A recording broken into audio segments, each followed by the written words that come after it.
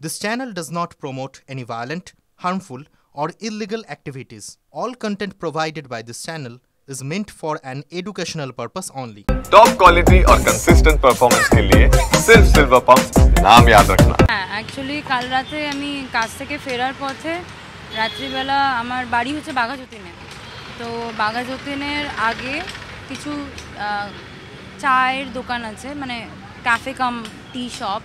তো সেখানে আমি আর আমার কিছু ফ্রেন্ডসরা ওখানে একটু হল্ট করি যে একটু চা খেয়ে একটু স্ন্যাক্স খেয়ে বাড়ি যাব। তারপরে তো হঠাৎ করে পেছন থেকে একটা 4 হুইলার রাত্রি 3:30 নাগাদ এসে 4 হুইলারের মধ্যে 3 জন ছিলেন। তো এসে এফটিস করতে শুরু করে। তো আমি প্রথমে তো ইগনোর করার চেষ্টা করি, বাট একটা সার্টেন টাইমের পরে মানুষ আর করতে পারে না তোমার কোনো রকমভাবেই কোনো ইগনোরেন্স। হঠাৎ করেই কি তারা কটূক্তি বা অশ্লীল কথাবার্তা বলতে শুরু করে? হ্যাঁ। তো তখন আমিও তখন প্রটেস্ট করাতে ওরা গাড়ি ঘুরিয়ে এসে সামনে এসে দাঁড়িয়ে অকথ্য ভাষায় নোংরাভাবে গালিগুলোজ করা শুরু করে। প্রথমে গাড়ির মধ্যে থেকে, তারপরে গাড়ির বাইরে বেরোন 2 জন, 3 জন ছিলেন গাড়িতে, 3 জনের মধ্যে থেকে 2 জন গাড়ির বাইরে বেরোয়। গাড়ির বাইরে বেরিয়ে আবার অকথ্য ভাষায় গালিগুলোজ করা শুরু করেন অ্যান্ড থ্রেটেন করতে শুরু করেন যে আমি কে, তুই চিনিস, আমি গায়েব করে দেবো, অ্যাসিড মেরে দেবো, তারপরে গুলি মেরে দেবো, এই করে দেবো, সেই করে দেবো, আমাকে চিনিস না। তো এই কথাবার্তা বলাতে আমার তখন আমরা বুঝতে পারি যে মানে ওরা 3 জনেই পুরোপুরি ফুললি ড্রাঙ্ক। তো আমি তখন মানে ওনারা আমার দিকে জাস্ট চড়াও হতে যান। তো আমার ফ্রেন্ডসরা তখন ওদেরকে আটকে ওদেরকে নর্মাল ভালোভাবে ভদ্র ভাষায় বোঝাবার চেষ্টা করেন যে দাদা এইভাবে রাস্তার মাঝখানে একটা মেয়ের সাথে প্রথমত অ্যাবিউজিভ ল্যাঙ্গুয়েজ ইউজ করাটা তো একদম কোনোভাবেই ভালো জিনিস না, আপনি ওনার দিকে এগোচ্ছেন কেন, প্রবলেমটা কি হয়েছে আপনার। তো ওদেরকেও তখন গালিগুলোজ করা শুরু করেন অকথ্য ভাষায়। আর তারপরে লিটারালি ধাক্কাধাক্কি শুরু করে দেয়। ধাক্কাধাক্কি শুরু করাতে মানে মারপিটের দিকে ব্যাপারটা যেতে শুরু করে। আর উনি তো কন্টিনিউ গালিগালাজ করতে থাকেন আর থ্রেটেন দিতেই থাকেন। আর ওর সঙ্গে যে বন্ধুরা ছিল তাদের মারধর করে। আর তারপরে আমাকেও মারধর করা হয়। লিটারালি আমার এখানে স্পট আছে পুরোপুরিভাবে বাজেভাবে। তো আমাকেও মারধর করা হয়, সাথে আমাকে টানা হিচড়া করা হয়। তো তখন আমার বন্ধুরা আমাকে প্রোটেক্ট করে। তো ইন দ্য মিড অফ টাইমে পুলিশ চলে আসে। পুলিশ রাউন্ডে যে পুলিশ থাকেন, তো পুলিশের ভ্যান চলে এসে তো পুলিশের ভ্যান যখন পুলিশ নেমে যখন ওদেরকে তখন স্টপ করার চেষ্টা করে, তখন লিটারালি ওরা পুলিশের ওপরেও চড়াও হয়ে ডিউটি অফিসারের গায়ে হাত দেওয়ার চেষ্টা করে। ডিউটি অফিসারকেও বলে যে আপনার চাকরি খেয়ে নেবো, এই করে নেবো, আপনি জানেন না আমি কে, এইরকম অনেক কিছু বলার চেষ্টা করে। তখন কোনোভাবে পুলিশ ওদেরকে জিপ থানার গাড়ির মধ্যে তোলে, তাতেও ধস্তাধস্তি করে ওরা। আর আমাকে তখনও পর্যন্ত কন্টিনিউয়াসলি থ্রেটেন দিতে থাকে পুলিশের সামনেই, আর আমাকে কন্টিনিউয়াসলি বাজে কথা বলতেই থাকে। ইনফ্যাক্ট জিপে তোলার পরেও, মানে থানার গাড়িতে তোলার পরেও ওরা থানার গাড়ির ভেতর থেকে ওরা কন্টিনিউয়াসলি বলতে থাকে যে আমি আজকে ঢুকবো, আমি কালকে এক্ষুনি বেরিয়ে যাব, তারপরে তোকে বাঁচাবে কে। আপনি কি এদের বিরুদ্ধে অভিযোগ করেছেন লিখিতভাবে? তারপরেই ওদেরকে নিয়ে আসা হয় থানাতে। আমি আর আমার ফ্রেন্ডসরাও থানাতে আসার পরে সেই রাত্রির থেকে কনস্ট্যান্ট ওয়েতে এখনও পর্যন্ত এই কিছুক্ষণ আগে আমার এফআইআর নেওয়া হয়। মাঝখানে তো লিটারালি আমাকে খুব প্রেশারাইজ করা হয়েছিল যাতে আমি মিউচুয়ালি জিনিসটাকে সলভ করে নিই। কারা প্রেশার করেছিল? আমাকে মানে পুলিশও কিছুটা কনসিকুয়েশনস বোঝাবার চেষ্টা করেছিলেন। তারপরে গিয়ে ওদের বাড়ির তরফ থেকে যারা এসেছিলেন তারা আমাকে প্রচণ্ডভাবে প্রেশার করা শুরু করেন। তো আমি প্রথমে ডিনাই করি। তারপরে আমি যখন বলি যে আমাকে বলা হয় যে ওনাদের 2 জন অ্যাকিউজের মধ্যে একজনের এক ছেলে আছে যে হ্যান্ডিক্যাপ। তো আমি তখন শুনে একটু হিউম্যানিটেরিয়ান গ্রাউন্ডে গিয়ে আমি ভাবি যে ঠিক আছে, আমি একবার কথা বলাই যায়। তো অফিসারের সামনে আর ওনার বাড়ির লোকের সামনেই আমি ওনার সাথে কথা বলার চেষ্টা করি। বাট উনি মানে অফিসারের সামনে এসেও আমার সাথে খুব বাজেভাবে মিসবিহেভ করেন অ্যান্ড মানে ইনডাইরেক্ট ওয়েতে আবার থ্রেটেন করার চেষ্টা করেন। তো তখন অফিসার নিজেই রেগে গিয়ে বলেন যে আর এদের সাথে কোনো কথা বলার কোনো দরকার নেই, এফআইআর করা হোক। কিন্তু তারপরেও আমাকে কনস্ট্যান্ট ওয়েতে মানে কোনো না কোনোভাবে প্রেশারাইজ করার চেষ্টা করা হয় যাতে আমি মিউচুয়ালি জিনিসটাকে সলভ করে নিই আর আমি কোনো রকম কমপ্লেন না করি, লজ না করি।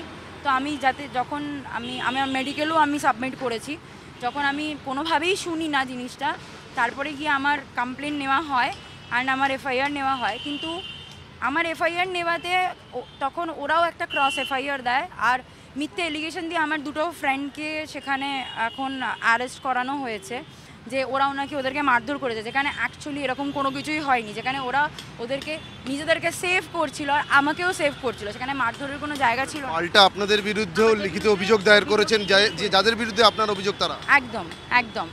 আর সবথেকে বড় কথা হচ্ছে যে আমি জানি না কিভাবে এই জিনিসটা হলো, এইরকম একটা নোংরা ঘটনা ঘটার পরে যেখানে আমার সাথে এরকম ধাক্কাধাক্কি, আমার সাথে হাতাহাতি, আমাকে মারধর, আমাকে গালিগোলজ করা, আমাকে থ্রেটেন করা, ইনফ্যাক্ট আমার সাথে মানে আমাকে বাজেভাবে টাচ করার পরে মানে ওয়ান কাইন্ড অফ মলেস্টেশনের পরে গিয়ে আমি যখন কমপ্লেন করি, এফআইআর করি, তারপরেও কাউন্সিলর একজন ফিমেল হয়ে মানে বাঁশদ্রোণী কাউন্সিলর ফিমেল হয়ে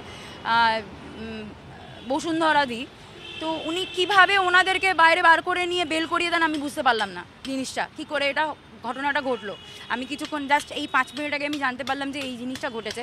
মানে I was just literally shocked কি একজন মহিলা হয়ে আজকের ডেটে এরকম মহিলাদের এরকম এখন সিকিউরিটির আপনার যাদের বিরুদ্ধে অভিযোগ ছিল তাদেরকে উনি সাপোর্ট করে ওনাদেরকে এখন এইরকম একজন মানে নগ্ন মানে নোংরাতম নোংরা অপরাধের থেকেও ওদেরকে বাঁচিয়ে ওদেরকে এখন বেল দিয়ে ওদেরকে বাইরে বার করে নিয়েছে।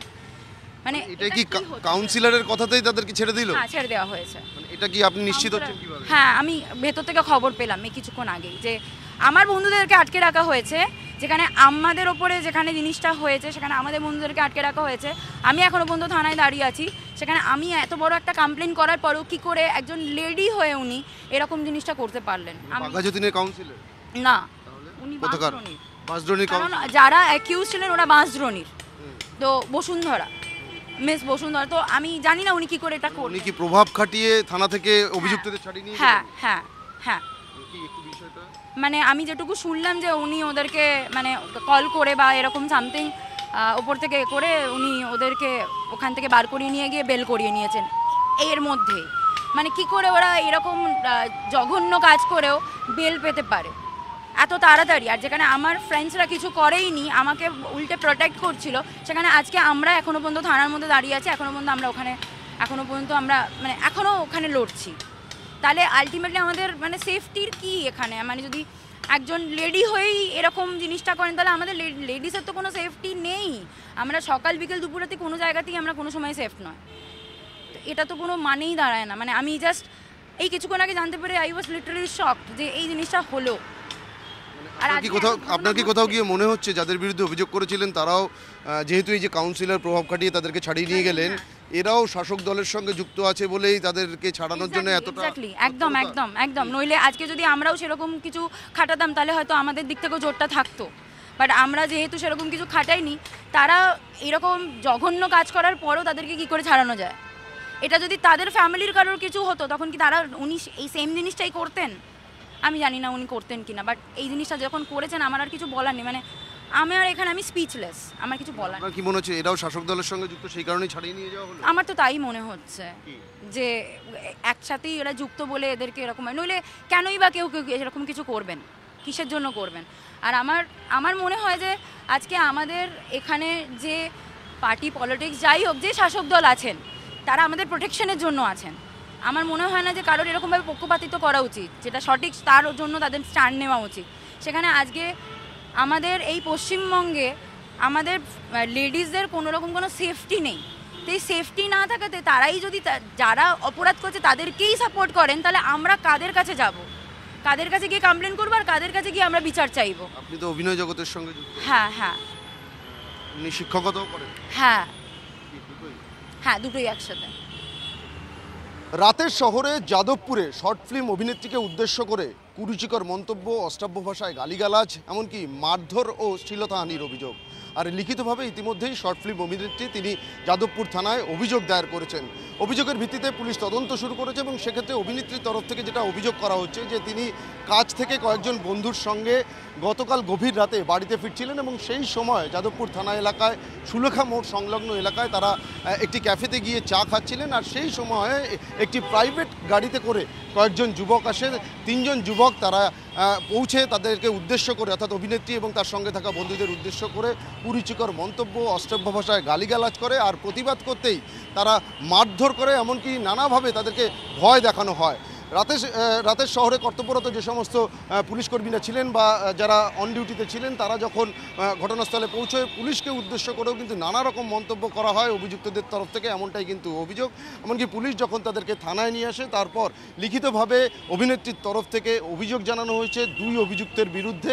এবং পাল্টা যেটা আমরা পুলিশ সূত্রে জানতে পারছি, যাদের বিরুদ্ধে অভিনেত্রী অভিযোগ জানিয়েছেন তারাও কিন্তু তার বন্ধুদের বিরুদ্ধে পাল্টা মারধরের অভিযোগ জানিয়েছেন। অর্থাৎ দুতরফেই কিন্তু অভিযোগ পাল্টা অভিযোগ হয়েছে।